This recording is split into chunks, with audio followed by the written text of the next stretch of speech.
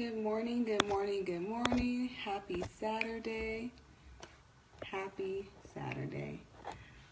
Thank you all for joining me again. For those that do not know, my name is Ambrosia. I am a healthy lifestyle coach. I have my bachelor's of science in health science, and I have a concentration in lifestyle coaching. I am also a Christian. Yes, I am. I am a follower of Christ. So today I am here to talk to you about the big escape. I hope you all are having a great week. I hope you had a great week. I hope you're going to have a great weekend. And I hope that you enjoy today. Remember, this is like group counseling. This is group therapy. We are all coming together to become better. And that's what B.brave is all about. Just a network of women coming together to develop, to be stronger, and to break free from emotional bondage and those things that set us back and that easily trip us up. So I am here again, Ambrosia, founder of B.brave. So let's get started. Today I want to talk about the big escape, right? So I'm going to start with giving you the definition of self-efficacy, and what that is. So it's basically, paying attention and tracking when you're doing well, and even taking note, your ups and downs, and just confronting them head on. So self-efficacy, the definition is built upon confronting both ups and downs and moving beyond your adversity and setbacks while continuing to build strength and gain success. And so during all of this, I have talked to you. We talked about how to identify our emotions and what those are and what those look like. We talked about not allowing our emotions dictate us and having control over our responses or our reactions. And I hope you're tracking your success. I hope you're tracking, the days that you do feel any type of way that's negative. And how are you responding in those moments when you're interacting with your coworkers, with your spouses, with your friends, with your siblings? How are you interacting with your family during those difficult emotional times?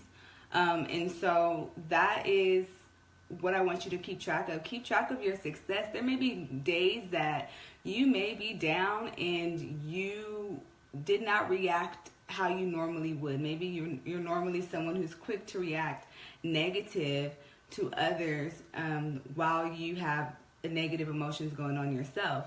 And so those days, those are things that I want you to pay attention to. That's how we're going to build up our self-efficacy. That's how we're going to build our strength.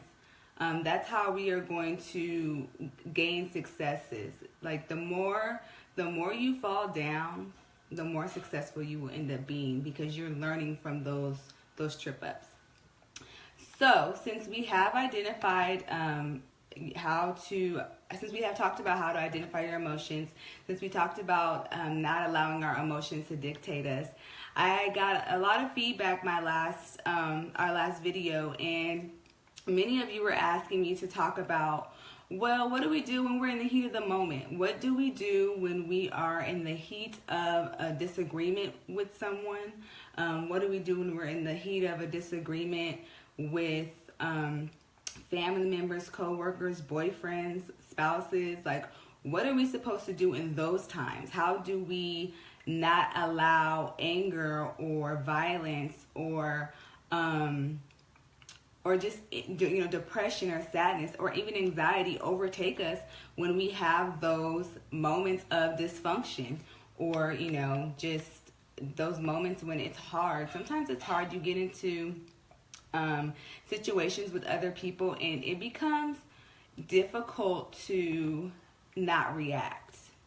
It becomes difficult not to react. But when you are intentionally taking the time to monitor yourself and really just taking the time to feel your emotions, but not letting your emotions run you, which is not easy. But when you're doing that, like that's when you know that you're growing, that you can feel some type of way, but you don't have to let your emotions rule you. So then how do we resist the urge not to verbally attack others? How do we resist the urge not to physically attack others?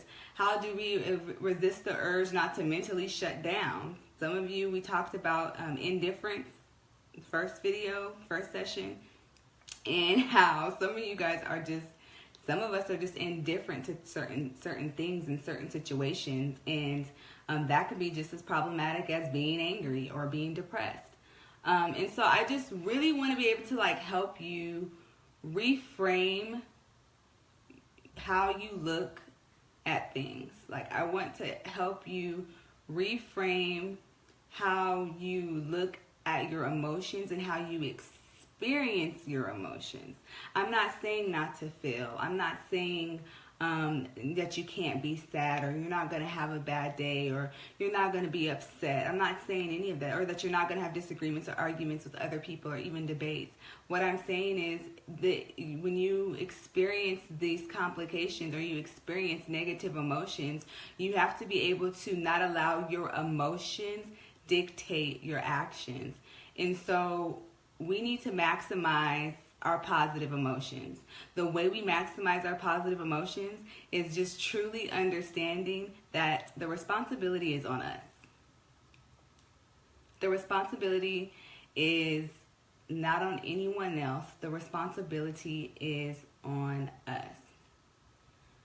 It is our responsibility to intentionally not allow negative emotions to affect our interactions with other people. It is our responsibility to set boundaries, because people will cross the line. So you can't say, well, if she didn't do this, if he didn't do this, if she didn't talk to me that way, then I wouldn't have cussed her out. Or if she didn't yell at me, I wouldn't have, pushed her. Or if he didn't raise his voice, I wouldn't have talk bad about his mama. I don't know, whatever it is that you say. Like, we cannot allow other people's actions to dictate our actions.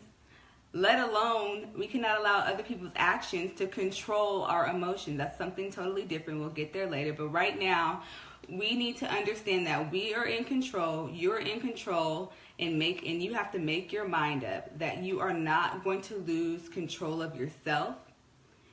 And you have to really understand that the whole entire purpose of even identifying our emotions and finding out what triggered us, what emotion flared up when we were triggered, is all for this. Is to understand and know that, okay, I'm sad today, or okay, I'm bothered today, or okay, I don't know how I feel. I feel a little indifferent today.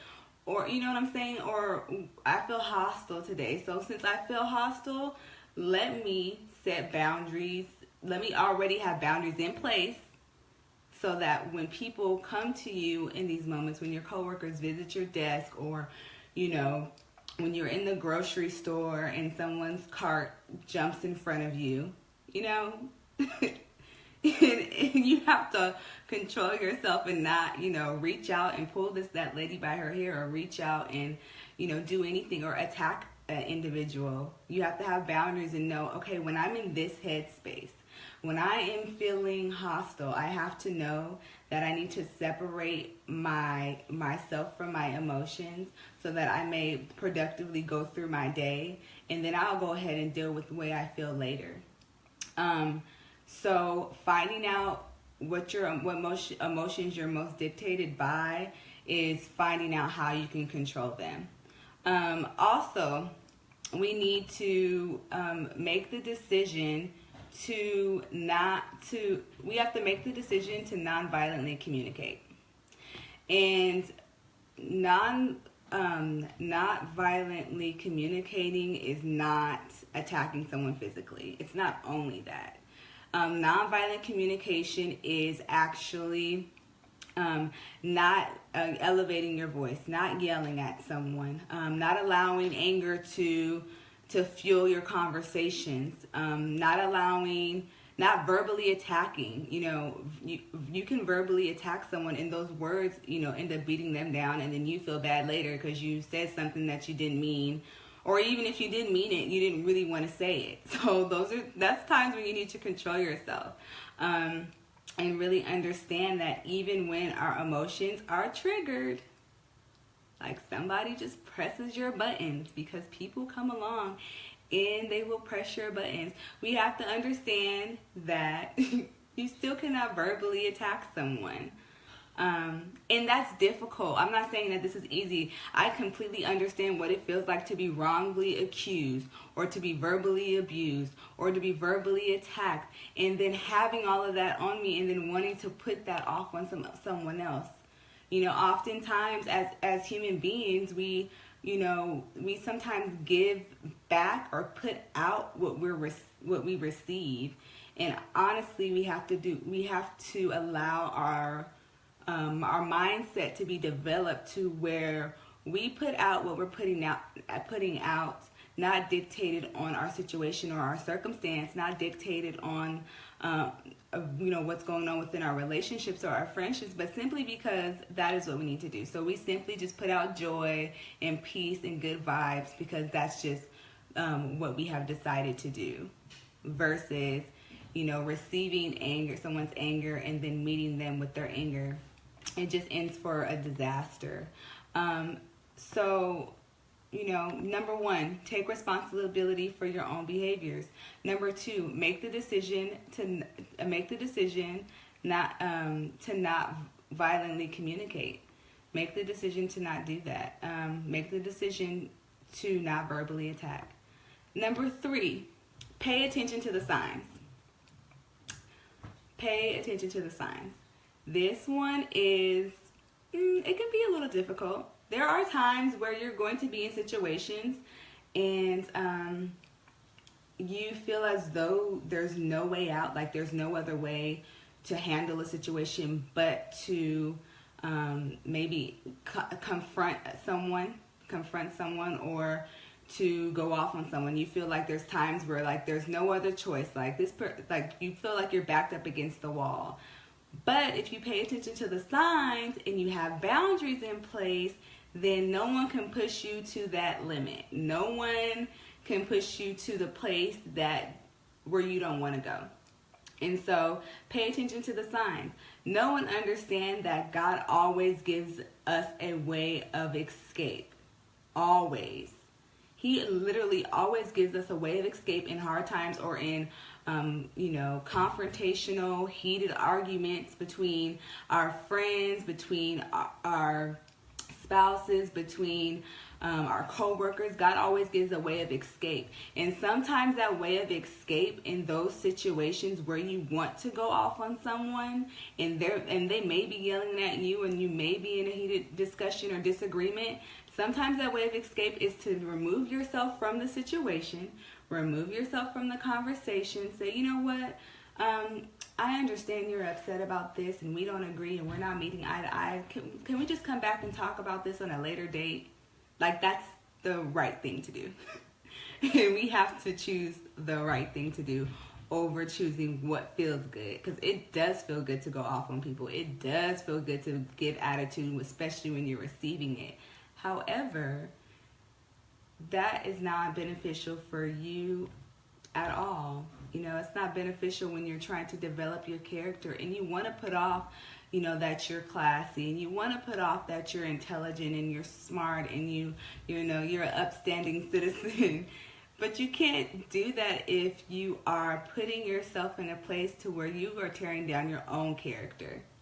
And then you're upset that, you didn't get picked for that position, or you're upset because, now he broke up with you. You're upset when all those friends are gone, and maybe those are some good friends that you needed that you could have had quality relationships with, but you did not control yourself. You did not set boundaries. You allowed your emotions to control situations, and you cannot do that. So let's go back. So you have to know and understand that this takes work. You have to take responsibility of your own behavior. You have to make the decision not to violently communicate. And you have to pay attention to the signs. So how do we arrive to these 3 decisions? We arrive here by changing our outlook. Changing our outlook. I watched a show on Netflix. I believe it was called Girls Incarcerated. So it's these young girls, and I watched the whole series, and at the end of the series, one of the young girls said, for me to change my life, and now these are young girls that are drug addicts, they're 14, 15, 16, 17, 18, and they're in juvenile hall. And, they've been abused, they've been abandoned, all these different situations have happened. And one of the young girls arrived to this conclusion, and it impressed me that a teenager can arrive to the conclusion of, I just needed a change in perspective. She said, I went back to the same hood, I went back to that same household, I went back to that same neighborhood, but I was able to change because I got a new perspective. That's how we take responsibility of our own selves. That's how we pay attention to the signs. That is how we do it. It's having a perspective change. Knowing and understanding that sometimes your situation won't change, but you can make the choice not to be sad. You can make the choice not to be depressed. You can make the choice not to allow someone's words or someone's lack of ability to do what you desire not to anger you. You know what I'm saying? Like, it's not easy, but when you are intentionally wanting to develop as a woman, you have to know that a lot of times you are going to have to walk away. You're going to have to revisit certain conversations, and you're going to have to just really understand that it's okay to feel your emotions. I want you to experience your emotions. If you have to cry, scream, yell, let it all out. However, don't let them rule you. Don't attack your own character. Don't attack your own character and miss out on great opportunities in life and miss out on great relationships because of your own emotional bondages. I want you to break free. So really quick, I have a quick example. So I did this character study on David. And in 1 Samuel, he's not King David yet. He's just regular old David. And we all know, David killed Goliath. That was like his biggest thing everyone knows David for. But as you read on through, the chapter of 1 Samuel, David ends up being on the run from King Saul. King Saul is this crazy guy. He's crazy. He's kooky. But in the beginning, he told David, like I love you as though you're my own son. He expressed his love for David. He was like, look, I'm going to bring you. David was looking after the sheep. He was like, look, I'm going to bring you to where I stay at. I'm going to give you the best. You're going to eat the best food here. He gave him his daughter to marry, all of this. And King Saul began to get jealous because David was about to be the next king. It's like someone getting jealous because you were going to get the promotion on the job and they're doing everything they can do to try to sabotage you, but you're still going to get it at the end of the day. So that's what happened to David. David was still going to be king at the end of the day, and it bothered him. He felt threatened, and in him feeling threatened, he began to try to assassinate him by any means necessary. He was trying to take him out. He was coming with hundreds and thousands of the most deadliest men to try to take David out. David could have easily been like, you know what, forget this. You want to kill me? How about I'm going to kill you first? How about I get you before you get me? And that's what we do. Oh, she wants to have an attitude. Okay, let me have an attitude first. Oh, I already know he's not going to do that. Okay, well, let me do this first. Let me get this person before they get me. And that's the wrong attitude. And in the midst of everything, God gave David, towards the end, I think chapter 23, 24, God gave David a way of escape. So he was able to escape from Saul, and he even actually delivered Saul into David's hands later on. And David still didn't kill him. He still did not kill him. And he could have. He could have acted out on how he felt. I'm pretty sure he probably, and I'm not saying, and this is what the Bible says, I'm just saying, I'm pretty sure he was like, this man is crazy. He is cuckoo for Cocoa Puffs. I didn't do anything to him. I thought he loved me. Why is he tripping on me? He could have been like that, and he could have been like, you know what, since he's tripping so much and he wants to kill me, let me go ahead and get him first. But David didn't do that. He did not act on his emotions. He paid attention to the signs, and he took the way of escape in this certain situation when it came to him and King Saul. At that particular time, his men, people around him, were encouraging him to go ahead, just, come on, let's just take him out. Like, your friends, you have those friends that are ready just to ride. Like, come on, girl, let's just get the bat and beat these windows out the car. Let's just go slice these tires. Y'all know y'all have those friends. He was like, no, I'm not going to do that. He could have killed him. He's like, no, I'm not going to do that. At this particular time, I'm not going to do that. And God gave him a way of escape and hid him even deeper into the wilderness. And so right now, I'm over my time, but I just want to encourage you to make the decision to choose to take action for your own life. Put a strategy in place to rescue yourself. Put those boundaries up. Put them up. You got to put blinders on. Sometimes at work, I just tune in and I focus. I don't see anything, don't hear anything. I'm not paying attention because I may be in a mood.